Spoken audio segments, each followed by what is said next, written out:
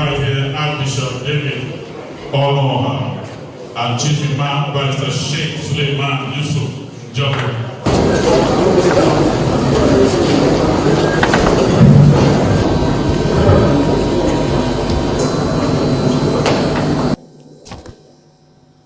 Mr. President, on behalf of my brother governors, the leadership of Owerri and Imo worldwide, traditional rulers who are here, Southeast stakeholders present, I wholeheartedly welcome our dear leader, the President of Nigeria, President Muhammad Buhari, to Imo State, today, the 9th day of September 2021.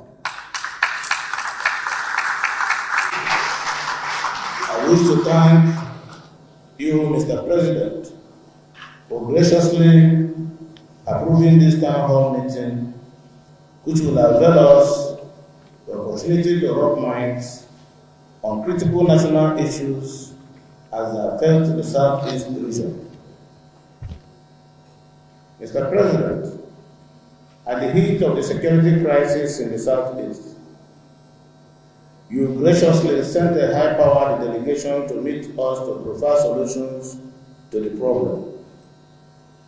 We are happy that our fruitful deliberations were conveyed to you, and in your pragmatic manner, you directed an implementation that has manifestly yielded positive results today. It is important at this junction for us to reiterate our collective stand that we believe in the unity of Nigeria. As Mr. President is aware, there is no town in Nigeria that you don't find an Igbo man or woman. Whether it's from Daura in Katsina State, to Uganda in Niger State, or from Owerri in Ogun State, to Ahoda in River State, you will definitely see an Igbo man. We are everywhere making our contributions to the economic advancement of Nigeria.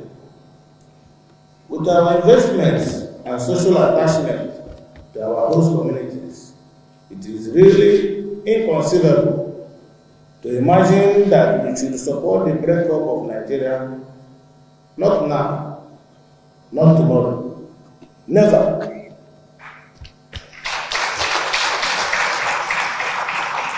However, Mr. President, what we have been asking for, and which we are re-emphasizing, is that we believe in a united Nigeria, rested on justice, equity, and fairness.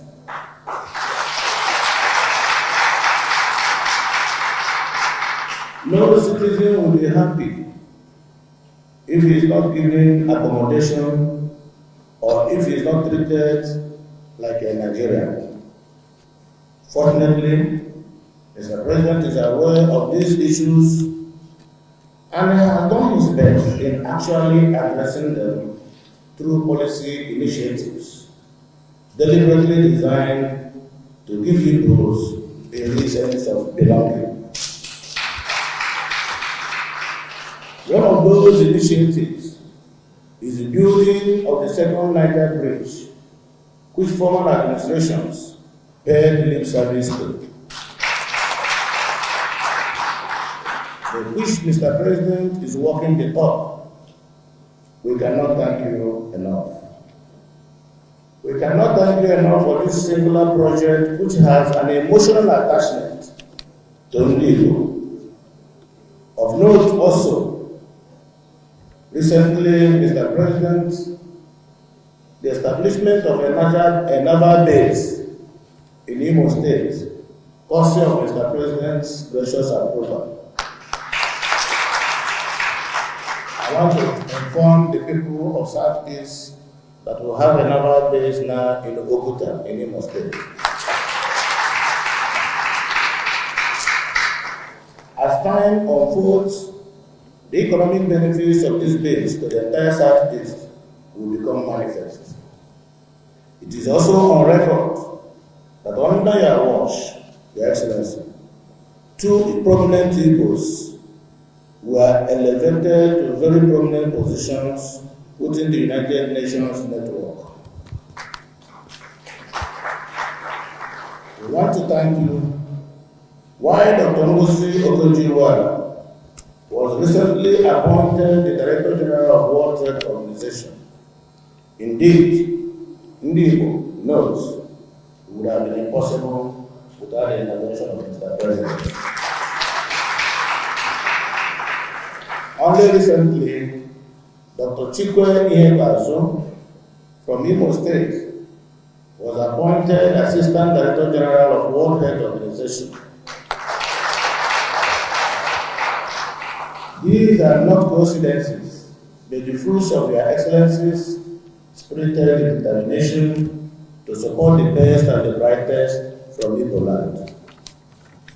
In this regard, we also want to use this auspicious occasion to assure Mr. President of the continued support of the Southeast to your administration.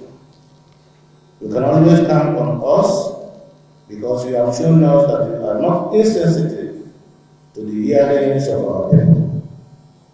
We expect, therefore, that the federal roads in the Southeast, which contracts had already been awarded, and most of them money paid for, be completed expeditiously under Mr. President's watch. Mr. President, we are minded by history of the First and Second Republics to note that the Southeast and the North, particularly the Northwest axis, have always enjoyed a robust political alliance or romance. If you will, that always worked for the country.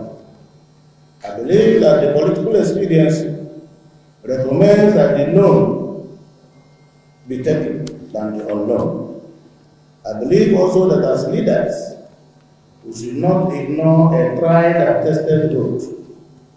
I pray that when we are done with our assignment on this planet and transit to the world beyond, we should be confident to report to our forebears, such as Nnamdi Azikiwe of blessed memory, Tafawa Balewa, Ahmad Bello, Cheru Chagari, Alesi Kweme, Michael Obara, and others, that we added considerable value on the legacy they left behind.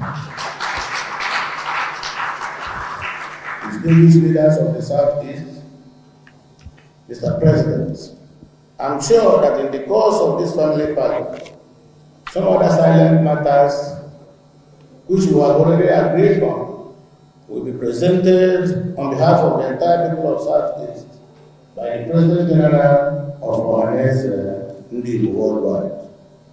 On a very sad note, I want to formally inform Your Excellency, Mr. President, of the death of the former First Lady of Nigeria, Noble Lady Victoria Aguiyi-Ironsi, who was the wife of the former head of state, General J.T.U.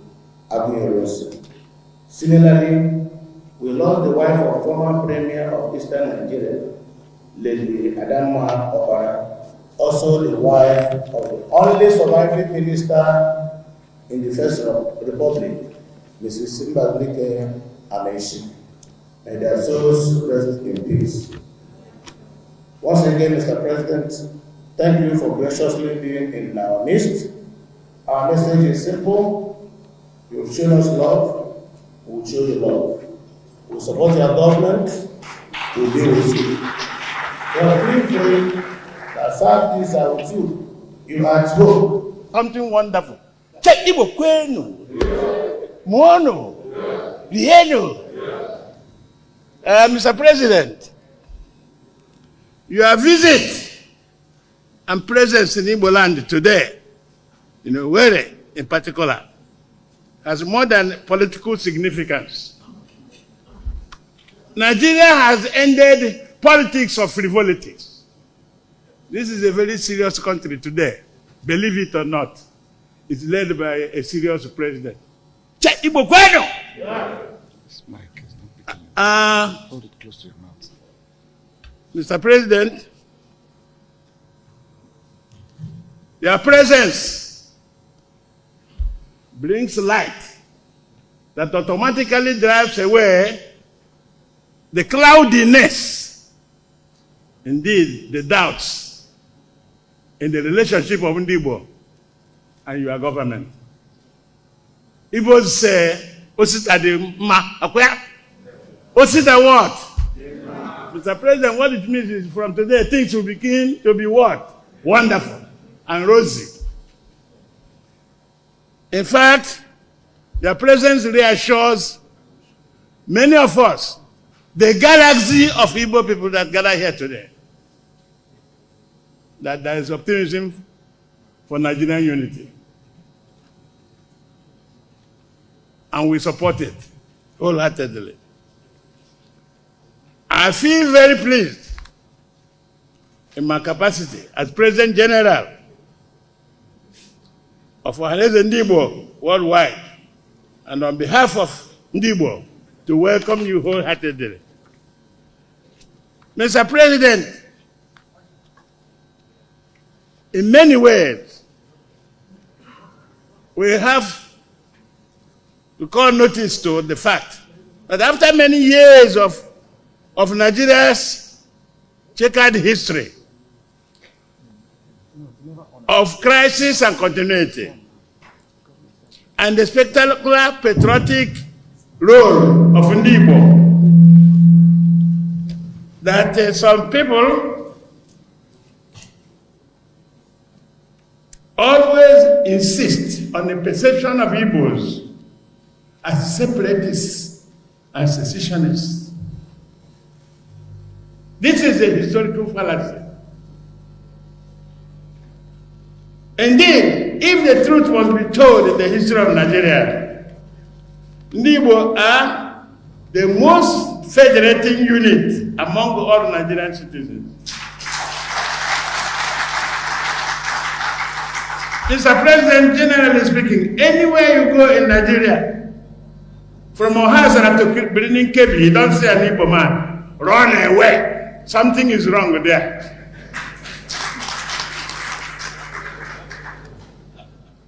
Believe it or not, Igbos are market people and travel adventurers. Consequently, what defines the character of Igbos is propensity for friendliness and harmonious, peaceful coexistence. And this is coupled with a spirit of universalism of mankind. Igbos love humanity. They embrace life with enthusiasm, never a dull moment when with an Igbo man or woman. In fact, particularly with a woman. Actually, what defines us is that we are cosmopolitan.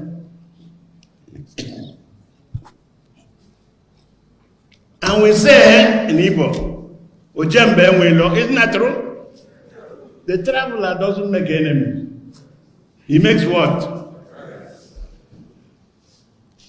Another fallacy is that Igbos are not united. You can't speak with one voice. Who told you? There are more things that unite us than divide us. What people see in Igbo is the sense of egalitarianism, which defines the Igbo system of governance, based on democracy and social justice. What makes the Igbo man angry is indeed a system that inhibits his freedom of opinion, whether as individual or groups.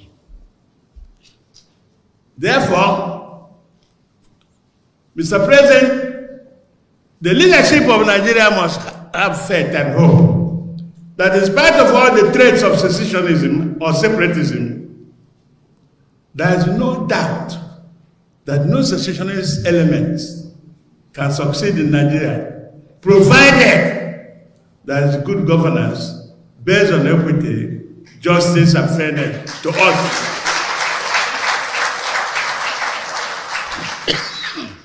Igbo are committed to Nigerian unity, and there is news for those trying to push Igbos out of Nigeria. I have news for them, indeed a bad news. Igbo in Nigeria are like fish in the ocean. No amount or how rough the storm is, it cannot drive the fish out of the ocean.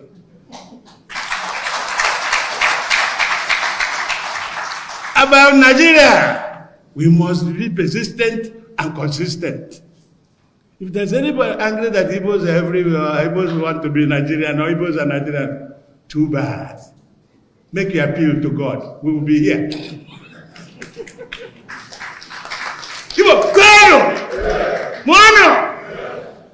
Your Excellency, indeed, your visit, I believe that we see today a new dawn in your distinguished presence in Igbo land, and believe that on your return to Abuja, the significance and substance of this visit will form a new foundation of a platform for meaningful dialogue on critical issues of concern to Igbo. Your Excellency, the most urgent and imperative need of Igbo is security. The security of Igbo land in Nigeria and beyond has become a compelling primary responsibility of serious concern to all Igbos.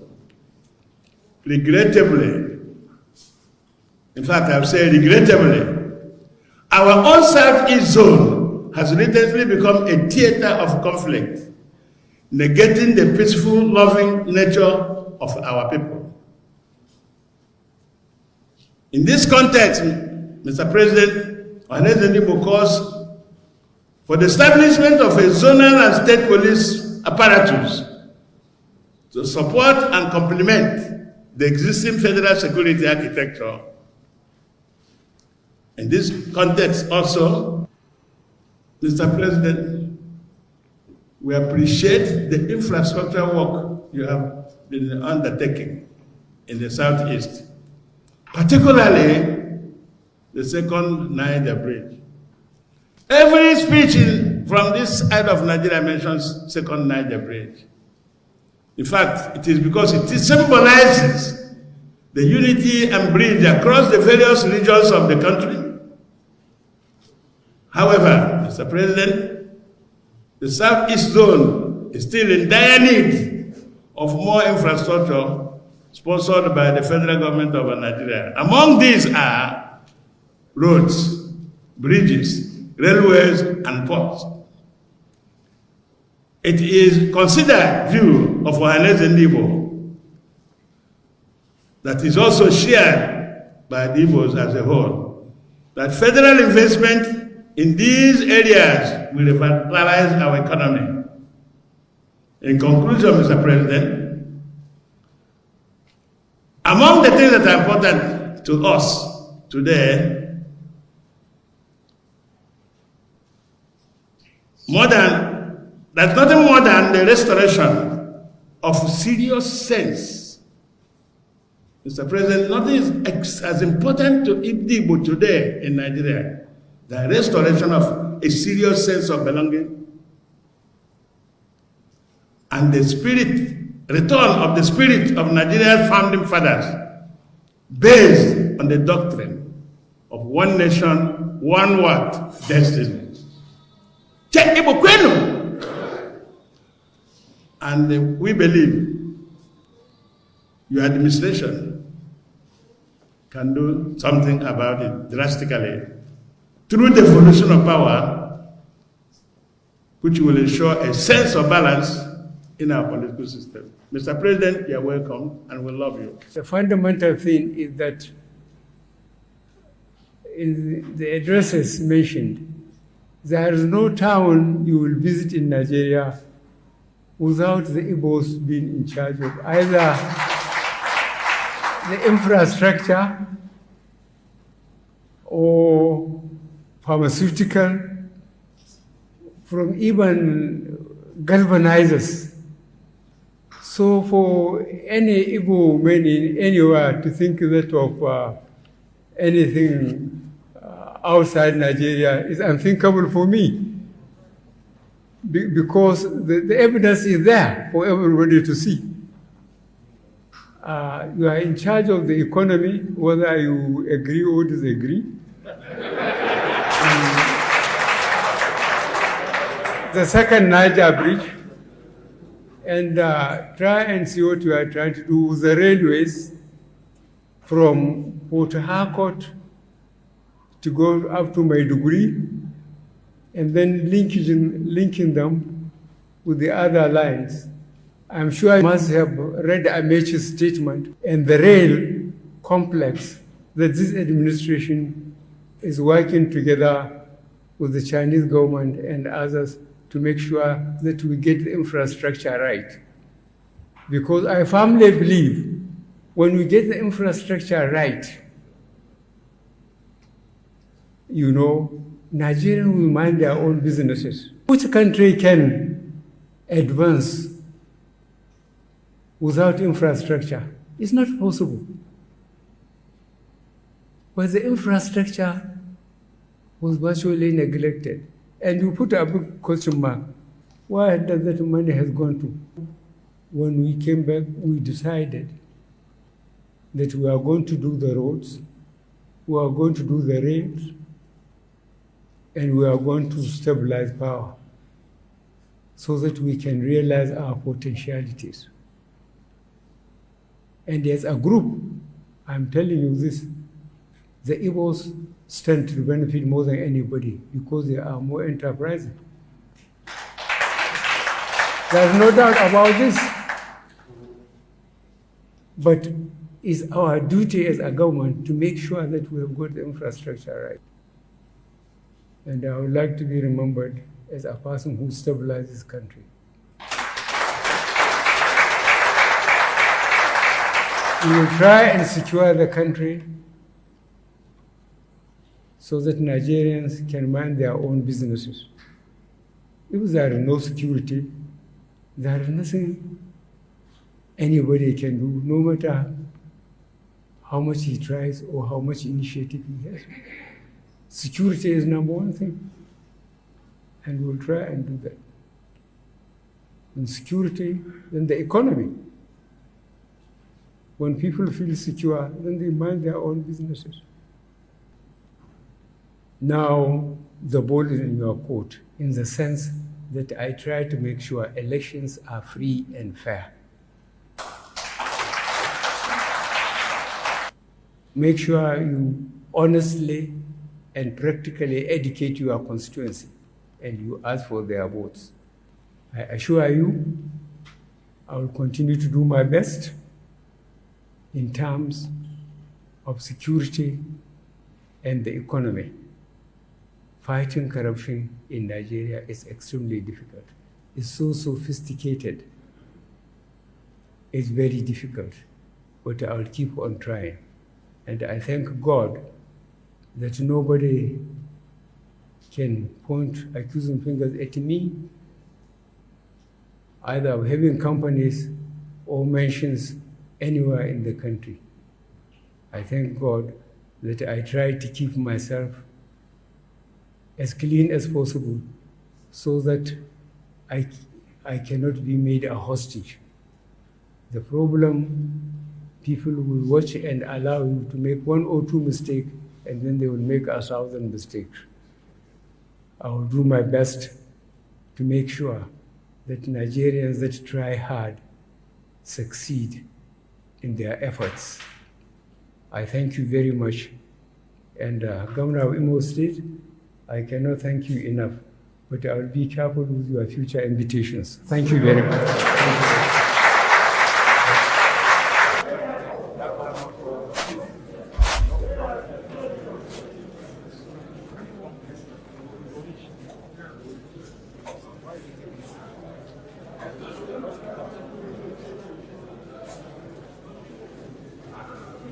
Put on photo now, please.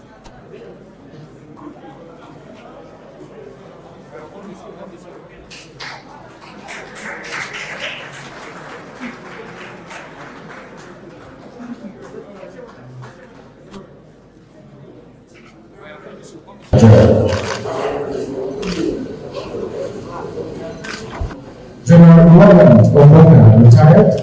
Professor. All right, thank you very much, Doctor.